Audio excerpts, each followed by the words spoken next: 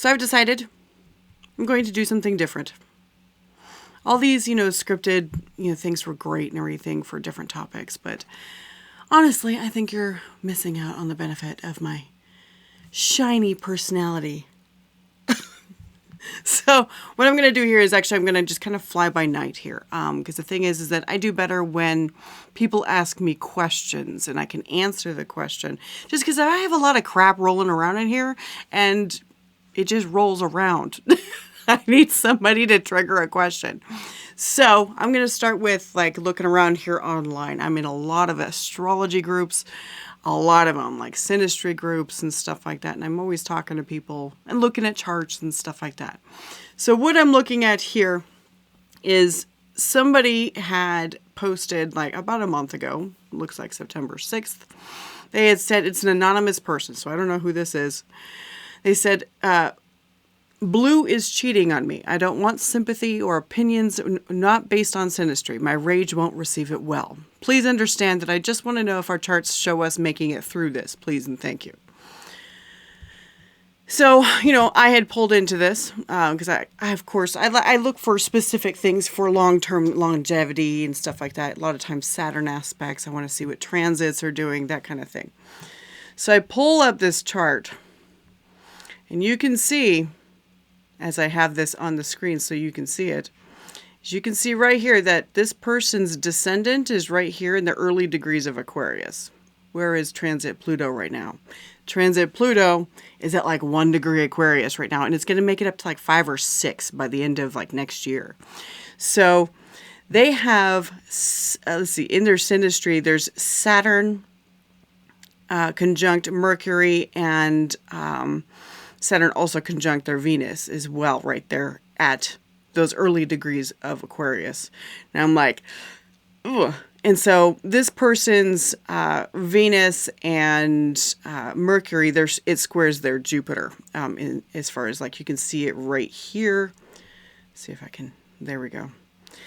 You can see this and it squares down to Jupiter. You can see the line right here. So Pluto is going to come up on this. Pluto's going to come up on it. So, of course, I did go in here, and you can see where I responded. I said, no, you won't make it. Sorry, I hit you hard with the actual facts here. So I said, no, you won't make it. Pluto is transiting that Saturn-Mercury-Venus conjunction. If you're already struggling, then you're not going to make it. He's been cheating on her. I went through the comments to find out, like, who this person is. And so they're like, our wedding anniversary is approaching. Is that the only indicator? And so I said, there's a bunch of indicators. I said, many are already listed in the comments, which people were trying to help them out and stuff like that. I said, I'd add South Node transiting your Venus and Mars conjunction here soon. That'll be the release as well from your side. And then she's like, well, how do you know where South Node is transiting? And I'm just like, because it's about hit my Mars. I know exactly where it's at. So I said it's directly opposing the North Node at all times. And so the North Node is currently in Pisces as of the date of this recording, and the nodes move backwards. So South Node is at like 18 degrees Virgo right now, and it'll hit your early degree placements soon in about 6 to 8 months-ish. I said I also have Virgo placements that are getting slapped by it too, so I'm painfully aware of it. Anyways, so that was like a month ago, right? This person came back with an update. And I happened to see it, because Facebook shows this stuff to me. And so the update says, kind of an update post. His side chick told and showed me everything. Unfortunately, it was more than a fling for him. And anyway, we just celebrated 8 years of marriage. Originally, I asked if we would survive. Now I'm confident we will. What? So they reposted that same chart as before. I'm going to pull it up here. Same chart, same stuff as you can see here. And that's a jet plane. So everybody's just like, what? What's going on here? And so I posted, of course, because I was just like, what is going on? I said, excuse me, I'm recording here. Anyways, I said, I'm curious why you're convinced it'll last after finding out he had more than a fling behind your back. I said, with Pluto not even past those Aquarius placements yet, and your descendant angle, because anything hitting your angles is rough, I would definitely be less confident. So this chick comes back and she's just like, he's changing. And I'm like, uh-huh. And that's what Pluto does. Pluto changes things. So the thing is that this guy is the orange one in this chart right here, right? This guy is the orange. This guy is Saturn right here. Look at what's opposing that. His Leo sun. Pluto is all over him right now, and he's feeling the pain of it. Now, so is he likely to do this? The thing is that, like, I don't know. He's coming up on his Pluto square too. You can see it down here because this would square as Pluto moves into the middle degrees of Aquarius. He's going to go through his Pluto square, so he's not even 40 yet, because 40 is the Pluto square. Pluto square is always rough. You decide that you're going to change some stuff around in your life. Okay, so he's changing. So is she. That's what she's forgetting here.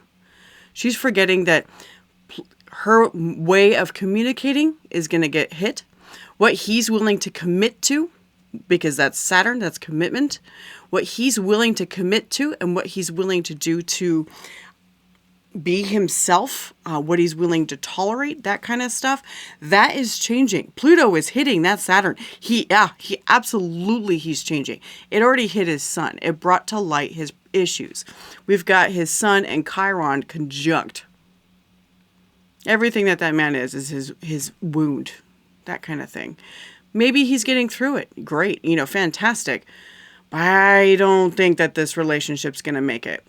Because the thing is that she's going to be taking a hit as far as like how she's willing to communicate with somebody, with this Mercury right here being hit with the transit Pluto. And then also her Venus is right there on her descendant. When Pluto hits Venus, oh my goodness, it hit my Venus back, because I have a Capricorn Venus. So it hit my Venus, a few years back. Lord, I almost divorced my husband at that point. So the thing is that the fact that we're still together today is pretty shocking. It was rough. It was rough. So, and the thing is that it's hitting her Venus and her descendant, which talks about her relationships with other people. I am not saying that she shouldn't try. That's not what I'm trying to say. Because the thing is that, yes, you can move past transits and placements and stuff like that. But what I am saying is it likely to make it? Probably not. Because we are human. And the stars always reflect what's going on. Stars don't cause it. The stars reflect it. And the thing is that those emotional frequencies can be reflected in infinite number of ways. And that's where the humans come in and decide how it's done. If it's not a split in her marriage, it's going to be something else. It's going to be something else major that freaking throws her for a loop. And throws him for a loop too. So, yeah. So I wanted to go over that one because let's be realistic here. Let's find something else to look at. I like to go through a bunch of different things. I don't know. Where do I want to go? Let's go to... I hate when businesses like spam these astro groups. I hate it. Drives me nuts. Armadillo spirit animal? Is that even a thing? If the armadillo is your spirit animal, you are far too locked up in your own cage, dude. That's what I'm going to say. Far too locked up in your cage. I don't understand why that. I like the lapis lazuli, though. I have a nice, like, ankh necklace with lapis on it. Very good for that throat chakra. For sure. Sassy Scopes by Aries Ashford. It's for today, October 3rd. So you should always look at horoscopes. Use your rising sign, not your sun sign. None of that. You can look at all three, your sun, moon, and your rising, sure, and see what resonates the most, but you're probably going to find that your rising sign resonates the most. So in this case here, this is for Let's see, Aries rising, your comebacks are lethal today. But don't aim at friends unless you want a group chat mutiny. Save the roast for Twitter, which doesn't exist, by the way. Taurus, you've got brilliant ideas, but you're also nitpicking them to death. Write it down, walk away, and let it marinate. Gemini rising, your words are magic this morning. And then suddenly knives. Channel the genius, not the mean girl.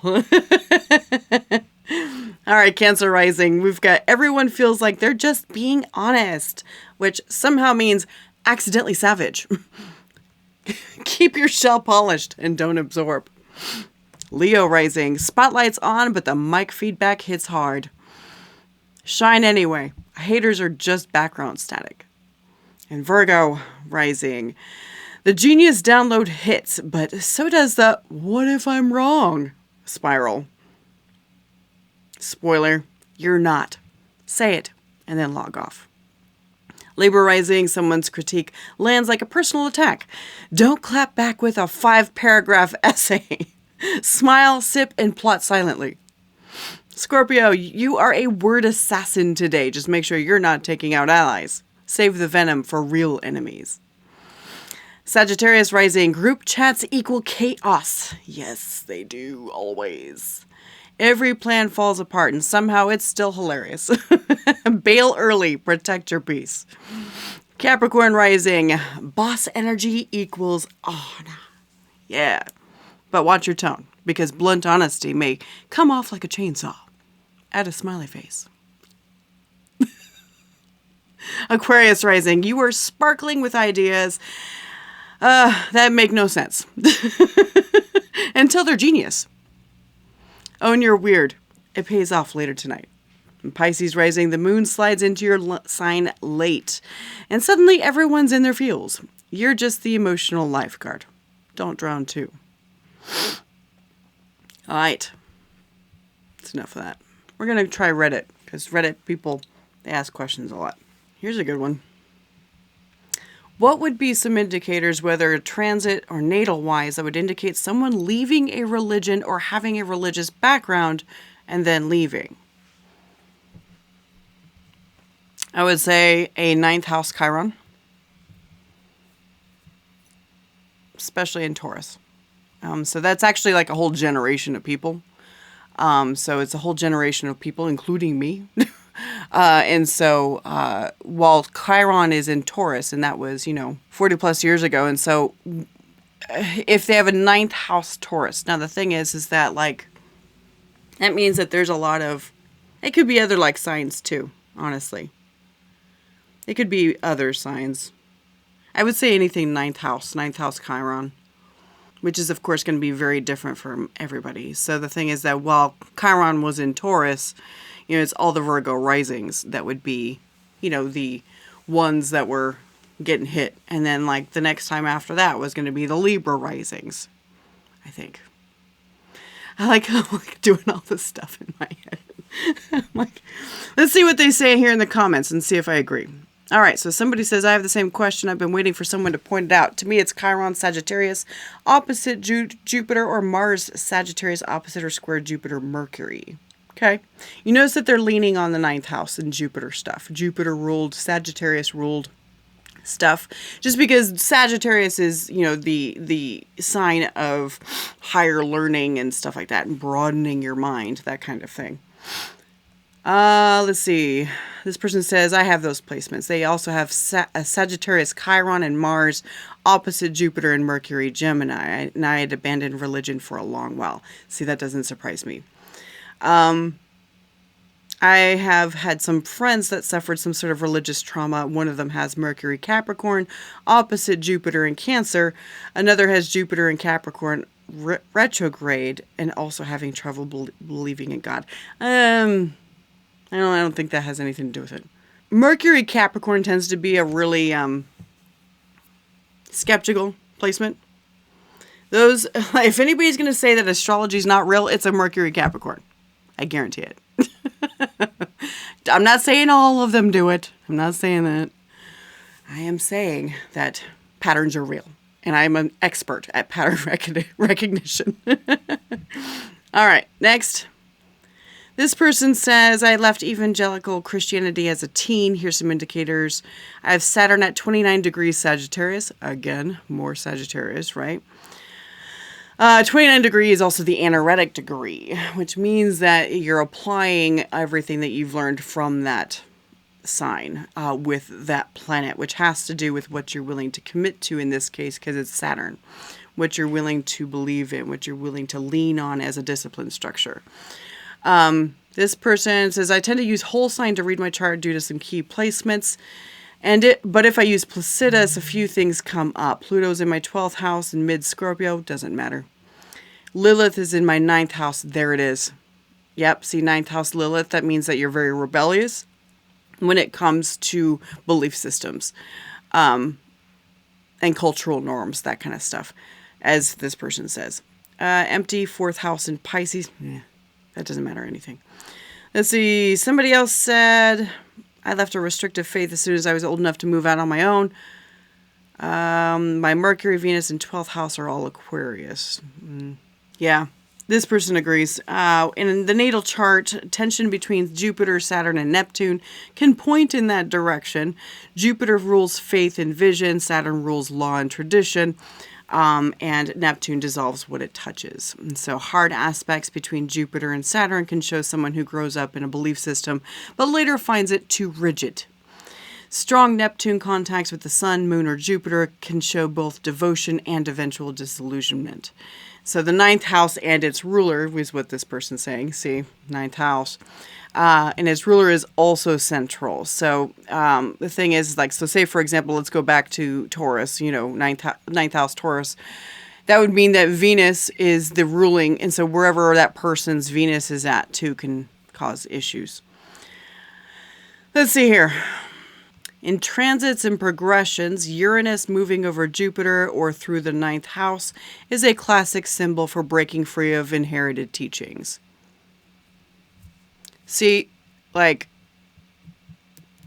as someone who's going through that right now, because Uranus is in Taurus and I'm a Virgo rising, honestly, I didn't like break free of restrictive stuff. I've never really, I actually became more solid in it, actually. Became more solid and more outspoken about it. So I don't know about that one. Maybe I could see it, but especially since my Chiron's right there, Anyway, let's see here. Pluto transits to Jupiter or 9th house also bring crises of faith and deep transformation. Makes sense. Pluto always is just a wrecking ball. Uranus can be too. Nodal returns and nodal squares often line up with the redefinition of life direction, including leaving behind the spiritual lineage one was raised in. Yes, I can agree with that too. The nodes actually seem to have a lot more power than people really give them. And so I know a lot of traditional astrologers, they don't like to count the nodes too much. They don't like to pay too much attention to it. They just focus on, the planets and the moon and the luminaries, that kind of stuff, and the angles. That's what they focus a lot on. Like, for example, Peter Novak. I love that guy. I got training from him and everything. But he's like, the more information you try to gather, the more you are just confusing yourself. And I get it. I totally get it. Yeah, so that was a good question. What's next? Here's one. It's a question that says, do zodiac compatibility charts really match real life? This person says, I always see those best match, worst match compatibility lists, and I'm curious, has anyone here had their relationship actually reflect what the charts say? Or is it more of a fun thing to read without putting too much weight into it? I have a loaded answer for that. It really just depends. Like some of these, best match, worst match, apps or whatever stuff, they use basic crap like the sun signs or something like that. And I'm just like, stop it. It is so much more than just sun sign astrology. It is so much more than that. Like you so, gonna get me monologuing here. Synastry charts. You need to do Davison charts. You need to check solar arcs, and you can check the. I I always forget this word and I don't know why. Composite. I keep thinking compatibility and that's not it. Composite chart. I always forget that word. I don't know why. Anyways, the composite chart, which is not unlike the Davison. The Davison can look a lot like that sometimes. The difference between these charts is it shows the different aspects of the relationship itself. The Davison chart can be used for timing of the relationship, I have found. Like, so for example, I was actually looking up, because I've been really investigating that about Davison charts lately, that when you run the Davison chart and you have to know birth time, you have to. So I'm finding that tags on the vertex or Pluto or whatever's happening, or on the angles, tags on that can cause a relationship to start or end. So it's interesting because the Davison chart is like the birth chart for the relationship itself. The composite chart is just midpoints between each person's natal chart. That's all that is. They say that this is what it's like, and they say it's similar to this, but honestly, like the Davison chart is kind of like the in-between, and it sets a different, rising, whatever. It's very detailed. So anyways, but the Davison chart can actually give you like timing stuff. Like, for example, I was looking up Tom Hanks and what's her name? Rita Wilson. They've been married for 40 years now. Yeah, 40. They've been married for 40, nearly 40 actually. They met back in like 1981 apparently. And so I was digging around because I had specifically looked around to see if I could find a couple that's been, that's got a very public life, where we have a good birth time and we have, natal charts that I can run on it. People that have been married for freaking years or something like that, and they're like the ideal couple, that kind of thing. So Tom Hanks and Rita Wilson have been married for, 35 plus years. And so I was like, let's look at theirs. And we have birth times. It's fantastic. So I went out and I ran it and I checked it. So I looked at their chart. I can pull it up because I literally did it. Tom Hanks and Rita Wilson. Oop, hello. I will make sure to show this to you, what it looks like. Okay, so in looking at this, I was just like, okay, I am noting that their relationship chart, everything, okay, fine. The vertex, I don't know, I look for the things that talk about like fated meetings, stuff. I like to look at the vertex a lot for stuff like that. I noticed that the vertex is at 24 degrees Libra. I'm like, oh, that's interesting, because that's where Pluto would have been in 1981 for transit. So the thing is that I'm just like, oh my goodness, no kidding. So I went digging around and yeah. Pluto hit that vertex. Like, I think it was like December of 1981 where that is. No, it shouldn't be December. Well, it's like November, December. My Pluto's literally at like 25 degrees. So I was born in 81. But anyway, so like that's where I'm just like, oh, well, interesting that shows when the relationship starts. And if you kind of like use it as a timing thing, I think it's absolutely fascinating. So the thing is that but it's so complex in regards to things because the thing is that just because there's some tension in the chart, as far as like the compatibility charts, doesn't mean you're going to hate each other. You may for a minute. You may for a minute.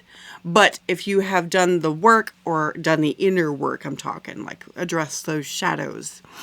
If you've done the inner work or done enough inner work, had enough therapy in your life, a lot of times you can get past these tensions. The thing is that tension equals passion a lot of times. Passion can be fighting or it can be fucking.